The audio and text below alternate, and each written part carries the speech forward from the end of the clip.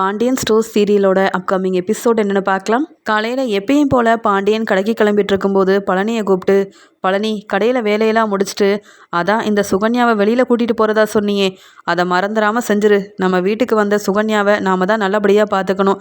எவ்வளோ பணம் தேவைப்பட்டாலும் என்கிட்ட கேட்டு வாங்கிட்டு போ அப்படின்னு சொல்லிடுறாரு பாண்டியன். பக்கத்தில் சுகன்யா நிற்கிறத பார்த்துட்டு பாண்டியனும், என்னப்பா சுகன்யா சந்தோஷம் தானே, இன்னைக்கு கண்டிப்பாக பழனி கூட நீ வெளியில் போயிட்டு வரலாம்ப்பா அப்படின்னு சொல்ல, அதுக்கு சுகன்யாவும், எனக்கு இந்த வீட்டில் எந்த குறையும் இல்லை, நான் ரொம்ப சந்தோஷமாக தான் இருக்கேன் அப்படின்ற மாதிரி எப்பயும் போல் எல்லார் முன்னாடியுமே நடிக்கிறாங்க. இங்கே ரூமுக்கு வந்த பழனி சுகன்யா கிட்ட, பாத்தியா என் மச்சான் எவ்வளோ நல்லவராக இருக்காருன்னு, நான் கேட்ட உடனே வெளியில் போக சொன்னது மட்டும் இல்லாமல் உனக்கு வேணுன்ற பணத்தை வாங்கிட்டு போன்னு சொல்கிறாரு. ஆனால் நீ தான் இந்த வீட்டில் உள்ளவங்கள புரிஞ்சுக்காமல் இருக்க சுகன்யா.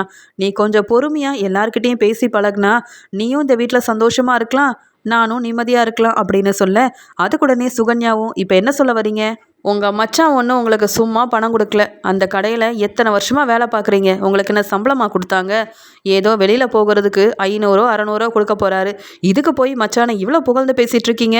அப்போ உங்கள் மச்சான் மாதம் மாதம் சம்பளம் கொடுத்தா அவரை விட்டு கொடுக்க மாட்டீங்க போலையே, அவருக்காக என்னை வீட்டை விட்டு வெளியில் அனுப்பிடுவீங்க போல. இந்த மாதிரி உள்ள வீட்டுக்கு நான் வந்திருக்கவே கூடாது. இதே உங்கள் அண்ணன் வீட்டில் இருந்திருந்தா சொத்து மட்டும் இல்லாமல் அப்பப்போ உங்களுக்கு பணமும் கிடச்சிருக்கும். இங்கே உங்கள் மச்சாங்கிட்ட நீங்கள் கை நீட்டி பணம் வாங்க வேண்டியது இருக்குது. என்ன செய்கிறது, பிடிக்காமல் அந்த கல்யாணத்தை பண்ணிக்கிட்டு இந்த வீட்டில் வந்து நான் நல்லா அனுபவிச்சுட்டு இருக்கேன், இந்த வீட்டில் எனக்கு நிம்மதியே இல்லை அப்படின்னு எப்பயும் போல திட்ட ஆரம்பிக்க, உடனே பழனியும், வேண்டாம் சுகன்யா இதோட நிறுத்திக்கோ, வெளியில் எல்லாரும் இருக்காங்க, இப்போ நான் கடைக்கு கிளம்புறேன், சந்தோஷமாக உன்னை கூட்டிகிட்டு வெளியில் போகணும்னு நினைக்கிறேன், அதனால் பிரச்சனை எதுவும் செய்யாதம்மா அப்படின்னு சமாளிக்கிறாரு பழனி. அதுக்குடனே சுகன்யாவும், நான் ஒன்றும் பிரச்சனை செய்யலைங்க, நம்ம வாழ்க்கை நிம்மதியாகவும் சந்தோஷமாகவும் இருக்கணுன்றதுக்காக தான் இதெல்லாம் சொல்லிகிட்டு இருக்கேன். இப்போ நம்ம வெளியில் போகணுன்றதுக்காக உங்கள் மச்சான் பணம் தராரு, ஆனால் ஏதாவது ஒரு தேவைன்னா அப்பப்போ அவர்கிட்ட போய் பணம் கேட்டு நிற்க முடியுமா? அதனால் மாதம் மாதம் ஒரு சம்பள பணத்தை தர சொல்லுங்கள், அதையும் கொண்டு வந்து நீங்கள் என்கிட்ட தான் கொடுக்கணும். நமக்குன்னு இப்போ ஒரு குடும்பம் வந்துருச்சுங்க, இனி எல்லா நல்லதும் நடக்கும்ல, அந்த தேவை எல்லாத்துக்குமே உங்கள் மச்சாங்கிட்டையும் உங்கள் அக்கா கிட்டையும் பணத்தை கேட்டு என்னால் நிற்க முடியாது. அதனால் நீங்கள் அங்கே கஷ்டப்பட்டு வேலை செய்கிறீங்க, உங்களுக்குன்னு உங்கள் மச்சான் சம்பளம் தந்தா எந்த ஒரு தப்பும் இல்லைல்ல, அதனால் சீக்கிரமாகவே உங்கள் மச்சாங்கிட்ட உங்கள் சம்பள விஷயத்தை பற்றி பேசுங்க. மாதம் மாதம் பணம் வந்தால் தான் இனி நீங்கள் கடையில் போய் வேலை பார்க்க முடியும்.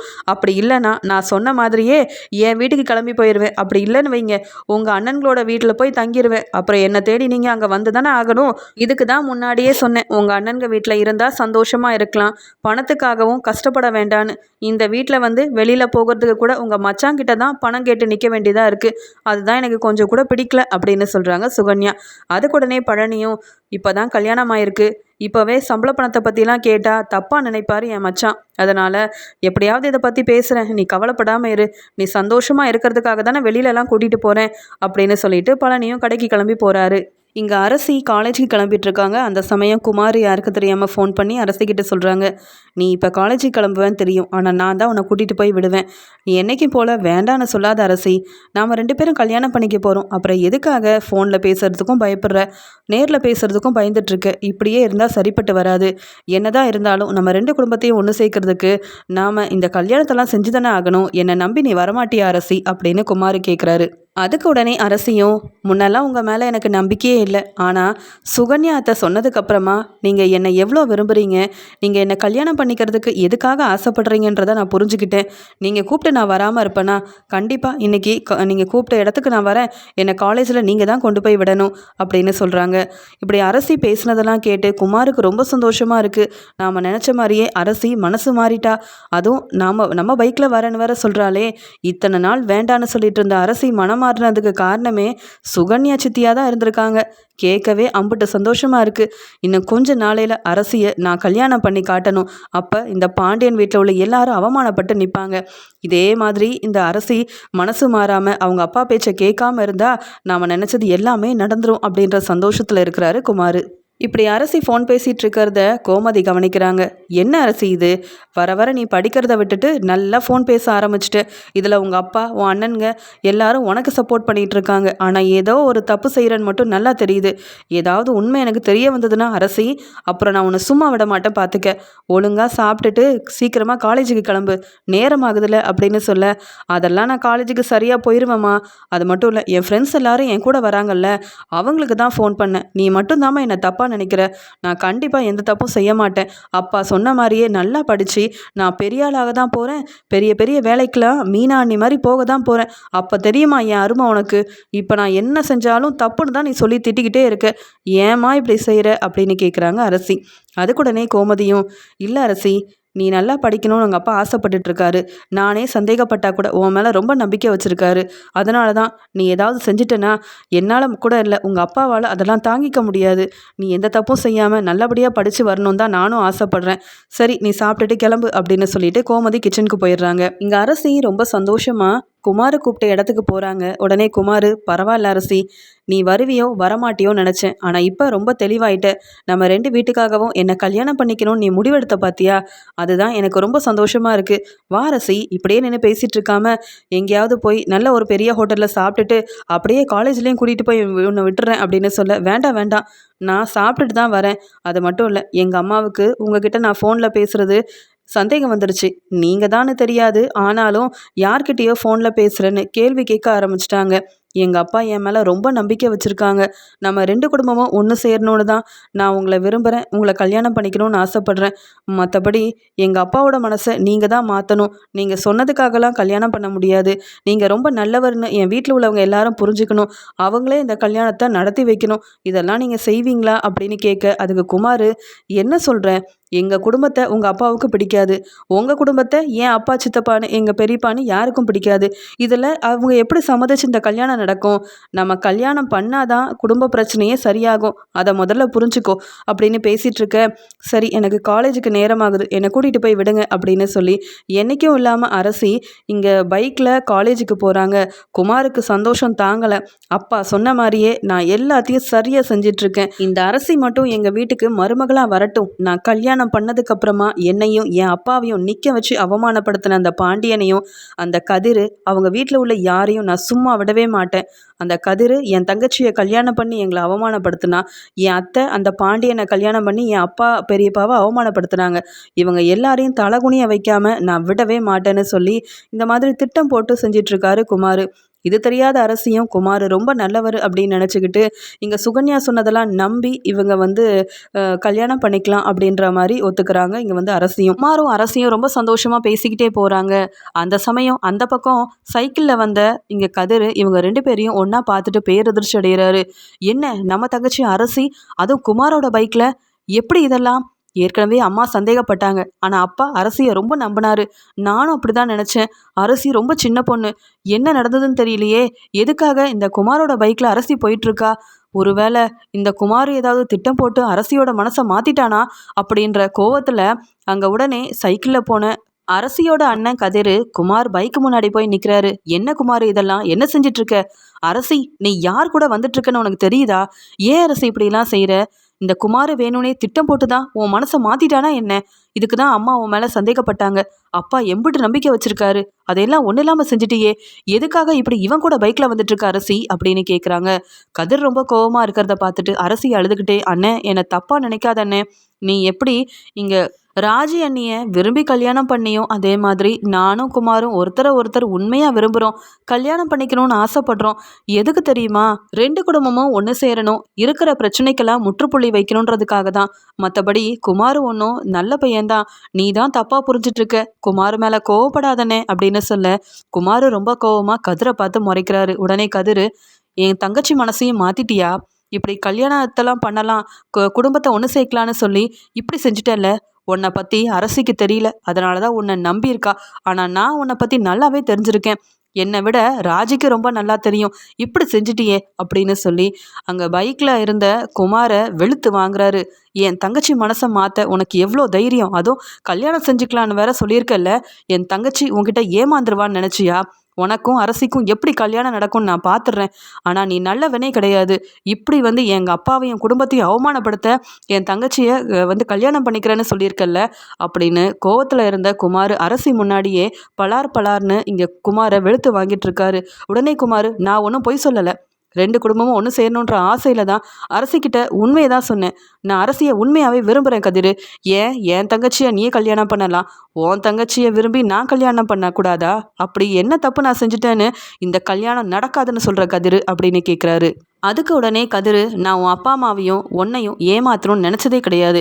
ஆனால் நீ அப்படி கிடையாது. என் குடும்பத்தை அவமானப்படுத்தணும்னு நினச்சி தான் என் தங்கச்சி மனசை மாற்றி இப்படி கல்யாணம் பண்ணிக்கலான்னு சொல்லி ஏமாத்திட்டு இருக்க. அதெல்லாம் நடக்க விட மாட்டேன். என் தங்கச்சி நாங்கள் சொல்கிறது தான் கேட்பா. என் அப்பா அவள் மேலே அம்புட்டு நம்பிக்கை வச்சுருக்காங்க. அதெல்லாம் ஒன்றும் இல்லாமல் செஞ்சிருவியா என்ன? என் அப்பா தலைகுனியறதுக்கு நீ காரணமாக இருந்தா உன்னை நான் சும்மா விட்டுருவேனா அப்படின்னு அரசி முன்னாடியே வெளுத்துவாங்க. இங்கே தாங்க முடியாத குமார், என்னை விட்டுரு கதிரு. இனி உன் தங்கச்சி பக்கமே வரமாட்டேன். கல்யாணத்தை பற்றி பேசவும் மாட்டேன். இதுக்கு மேலே என்னை வெளுத்து வாங்காத அப்படின்னு சொல்ல அரசியை பலார்னு வெளுத்து வாங்குறாரு இங்கே கதிரு. என்ன நினச்சிட்ருக்க?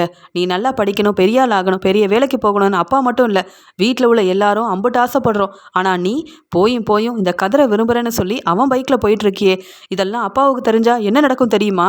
நீ படிப்ப, ஆனால் அப்பா இருக்கணும்ல. அப்பா அம்புட்டு ஆசையாக இருக்காங்க. நினச்ச மாதிரியே நான் தலை நிமிர போகிறேன்னா அது அரசியால் மட்டும்தான். அக்கம் பக்கத்தில் உள்ளவங்க, சொந்தக்காரங்க, தெரிஞ்சவங்கன்னு எல்லாரும் என்னை புகழ்ந்து பேச போகிறாங்கன்னா அதுவும் அரசியால் மட்டும்தான். ஏன்னா என் பொண்ணு நான் சொன்ன மாதிரியே பெரிய வேலைக்கு போக போகிறா அப்படின்ற மாதிரி உன் மேலே அம்புட்டு பாசம் வைக்க அதெல்லாம் ஒன்றும் இல்லாமல் செஞ்சுட்டல. அப்பாவுக்கு இதெல்லாம் தெரிஞ்சா தாங்கிக்கவே மாட்டார். அப்பாவோட நிலைமை தெரிஞ்சிருந்தோம். அதுவும் இந்த குமாரை போய் விரும்பியிருக்க, கல்யாணம் பண்ணணும்னு ஆசைப்படுற. 2 குடும்பமும் என்றைக்கும் ஒன்று சேரவே சேராத அரசி. அப்படி இருக்கும்போது நீ முயற்சி செய்யணும்னு நினைக்கிறல்ல, நீ அந்த வீட்டுக்கு மருமகளாக போனாலும் உனக்கு சரியான மதிப்பும் மரியாதையும் கிடைக்காது. உன்னை வச்சு குடும்பத்தை அவமானப்படுத்தணும்னு இந்த சக்திவேல், முத்துவேல், குமார்னு எல்லாரும் திட்டம் போட்டுட்டு இருக்காங்க. அவங்க திட்டத்துக்கு ஏத்தாப்புல நீ வேற இந்த குமாரை விரும்புறியா? நான் ராஜியை கல்யாணம் பண்ணியிருக்கேன்னா அது வேற விஷயம். அதெல்லாம் எப்படி நடந்துச்சுன்னா உங்கள் யாருக்கும் தெரியாது. ஆனால் நீ இப்போ செய்கிறது ரொம்ப பெரிய தப்பு. இப்படி ஒரு தப்பு அதுவும் நீ பண்ணியிருக்கேன்னா அம்மாவும் ஒத்துக்க மாட்டாங்க, அப்பாவும் ஏற்றுக்க மாட்டார். ஏன் நம்ம அண்ணன்களுக்கெல்லாம் தெரிஞ்சால் கூட அவங்களால இதெல்லாம் ஏற்றுக்கவே முடியாது. சொன்ன பேச்சை கேளு. உனக்குன்னு ஒரு நல்ல வாழ்க்கையை அமைச்சு கொடுக்க அப்பா அம்மாவுக்கு தெரியும். இப்போ நீ படித்து முன்னேறினா மட்டும் போதும். இந்த கதிரை நம்பி இவனை விரும்பி கல்யாணம் பண்ணிக்கிட்ட உன் வாழ்க்கையே ஒன்றும் இல்லாமல் போயிடும். இவன் உன்னை கல்யாணம் பண்ணிக்கிட்டு நிம்மதியாகவும் சந்தோஷமாகவும் வாழ விட மாட்டான். அப்பப்போ நீ அதுக்கப்புறம் நம்ம வீட்டை பற்றி யோசித்து அழ வேண்டிய நிலைமை உனக்கு வந்துடும். அப்போ நீ மன்னிப்பு கேட்டாலோ நம்ம வீட்டுக்கு வரணும்னு நினச்சாலோ அதெல்லாம் முடியவே முடியாது. யாரை வாழ்க்கையில் தேர்ந்தெடுக்கணும்னு சரியான முடிவெடுக்கணும் அரசி. நீ உன் இஷ்டத்துக்கு படிப்பெல்லாம் விட்டுட்டு இப்படிப்பட்ட குமார் பின்னாடி போய் கல்யாணம் பண்ணணும்னு நினச்சேன்னு வையேன், உன் வாழ்க்கையில் என்றைக்கும் சந்தோஷம் நிரந்தரமாக இருக்கவே இருக்காது. அப்பாவை பற்றி யோசிச்சு நீ இனியாவது இந்த குமார் பேச்சுக்கே வராத. குமாரை விரும்புகிறேன்னு இன்னொரு தடவை நான் கேள்விப்பட்டேன். இந்த குமாருக்கு எப்படி நான் வெளுத்து வாங்கினனோ அதே மாதிரி உன்னையும் சும்மா விட மாட்டேன் அரசி. இதை போய் முதல்ல அப்பா கிட்ட சொல்லணும் அப்படின்னு சொல்ல, அண்ணே வேண்டாம் அண்ணே, அப்பாவுக்கு தெரிஞ்சா ரொம்ப பெரிய பிரச்சனையாயிரும். குமார் சொன்னது எல்லாமே உண்மை நம்பினேன். அதனால தானே நான் கல்யாணம் பண்ணிக்கலாம்னு நினச்சினே தவிர்த்து மற்றபடி அப்பாவை பற்றி எனக்கும் தெரியும். அப்பா எவ்வளோ பாசம் வச்சுருக்காரு, என்னை நம்புறாருன்னு தெரியும்னே. நான் இனிமேல் குமாரிக்கிட்ட பேச மாட்டேன். நீ என்னை மன்னிச்சிரு. இதை வீட்டில் யார்கிட்டேயும் சொல்லாதனே. பெரிய பிரச்சனையானா மறுபடியும் 2 வீட்டுக்கடையிலையும் பிரச்சனை அதிகமாகும். பிரச்சனைக்கு முற்றுப்புள்ளி வைக்கணும்னு தான் இப்படி ஒரு முடிவெடுத்தேன். அது பெரிய தப்புன்னு நான் நல்லா புரிஞ்சுக்கிட்டேனே அப்படின்னு மன்னிப்பு கேட்குறாங்க அரசி. அந்த சமயம் கதிர் சொல்கிறாரு, இப்போ வரைக்கும் இந்த குமாரோட தங்கச்சி ராஜியவே மன்னிச்சு இவங்க வீட்டில் உள்ள யாரும் ஏற்றுக்கல. நீ இந்த குமாரை நம்பி கல்யாணம் பண்ணிட்டு போனால் உன்னை மட்டும் மருமகளாக ஏற்றுப்பாங்களா? ராஜியவே மன்னிக்க முடியாத இந்த குமார் உன்னை நல்லபடியாக வாழ வச்சிருவானா என்ன? தங்கச்சிக்கு தர வேண்டிய மதிப்பையும் மரியாதையும் இன்னும் ராஜுக்கு தரல இந்த குமார். அப்படி இருக்கும்போது குமாரை நம்பி நீ ஏமாந்துடக்கூடாதுன்றதுக்காக தான் நான் இப்படியெல்லாம் பேச வேண்டியதாக போச்சு. நீ என் தங்கச்சி, நீ சந்தோஷமா இருக்கணும்னு நான் நினைக்கிறதுல எந்த தப்பும் இல்லையே. நான் செஞ்ச மாதிரியே, எனக்கு நடந்த கல்யாணம் மாதிரியே உனக்கு நடக்கக்கூடாது அரசி. அப்பா ஆசைப்பட்ட மாதிரி எல்லாரும் முன்னாடியும் உனக்கு ஆடம்பரமான கல்யாணத்தை செஞ்சு வைக்க நாங்கள் எல்லாருமே இருக்கோம். ஆனால் இந்த குமார் உன் வாழ்க்கையில் வந்தால் கண்டிப்பாக நீ இனி சந்தோஷமாக இருக்க முடியாது. புரிஞ்சுப்பேன்னு நினைக்கிறேன். முதல்ல வா, நானே உன்னை காலேஜுக்கு கூட்டிகிட்டு போகிறேன். மற்றபடி இனி இந்த குமார்கிட்ட நீ பேசாத. இவன் பக்கமே நீ திரும்பி பார்க்கக்கூடாதுன்னு சொல்ல குமாருக்கு ரொம்ப கோவம் வருது. குமாருக்கு அரசி அப்படின்னு சொல்ல, நீ வாயை மூடு. உன் பேச்சை கேட்டுட்டு இந்த 2 குடும்பத்தையும் ஒன்று சேர்க்கணும்னு நினச்சேன். ஆனால் என் அண்ணன் பேசினதுக்கு அப்புறமா தான் எனக்கு உண்மை தெரியுது. நீ என்னை கல்யாணம் பண்ணிக்கிட்டு என் குடும்பத்தை அவமானப்படுத்தலான்னு நினைக்கிறியா? என் அப்பாவை தலைகுனிய வைக்கலான்னு நினைக்கிறியா? இதுக்காக தான் நான் உன்னை விரும்புகிறேன், உன்னை கல்யாணம் பண்ணிக்கணும் அப்படின்னு என்கிட்ட போய் சொல்லிட்டு இருந்தியா குமார்? என் கதிரனை கண்டிப்பாக எனக்கு தப்பான விஷயத்த சொல்லித்தர மாட்டார். உண்மை என்னன்னு மட்டும்தான் புரிய வச்சு என் வாழ்க்கைக்கு கதிரனை நல்லதை மட்டும்தான் செய்வார். என் அண்ணன்களை விட உன்னை நான் நம்ப தயாராக இல்லை. என் அண்ணன்க எனக்கு எப்பயும் நல்லது செய்வாங்க. ஆனால் நீ அப்படி கிடையாது. என்னை ஏமாற்றி கல்யாணம் பண்ணிக்கிட்டு என்னை அவமானப்படுத்துகிற மாதிரி என் குடும்பத்தை தலைகுனிய வைக்கணும்னு நினச்சிருக்கல. உன்னை போய் நம்பி உன்கிட்ட ஃபோனில் பேசுகிறது, உன்னை நம்பி கல்யாணம் பண்ணிக்கணும்னு நான் ஆசைப்பட்டது எல்லாமே ஒன்றும் இல்லாமல் போயிடுச்சு. இப்படி ஏமாத்தின ஒன்றை நான் இனிமேல் திரும்பி கூட பார்க்க போகிறதில்ல. என் அண்ணன் சொன்னது எனக்கு புரிஞ்சிருச்சு. நான் படித்து முன்னேறணும். நீ என்ன நினச்சாலும் உன் வீட்டுக்கு நான் மருமகளாக வரவும் மாட்டேன், உனக்கு நான் மனைவியாகவும் மாட்டேன். போதும், நீ செஞ்ச வரைக்கும் போதும். இனி எனக்கு ஃபோன் பண்ண, அப்புறம் மறுபடியும் கதிர் என்ன உன்னை வெளுத்து வாங்கிடுவாங்க பார்த்துக்கோ. அதனால் இனி என் வழிக்கும் வராத, நான் உன் பக்கமும் வரமாட்டேன் அப்படின்னு கதிர் மூலமாக உண்மையெல்லாம் தெரிஞ்சுக்கிட்ட அரசி மனசு மாறி கதிர் முன்னாடியே இங்கே குமாரை வெளுத்து வாங்கிட்டு, இனி இந்த குமார் பேச்சை கேட்கக்கூடாது, நம்ம செஞ்சதெல்லாம் பெரிய தப்பு, நம்ம அம்மா அப்பாவுக்காக நல்லபடியாக படித்து முன்னேறணுமே தவிர்த்து 2 குடும்பமும் ஒன்று சேரலன்னு சொல்லி இந்த குமார் பேச்சை கேட்டு கல்யாணம் பண்ணியிருந்தோன்னா நாம் ரொம்ப அவமானப்பட்டிருப்போம்.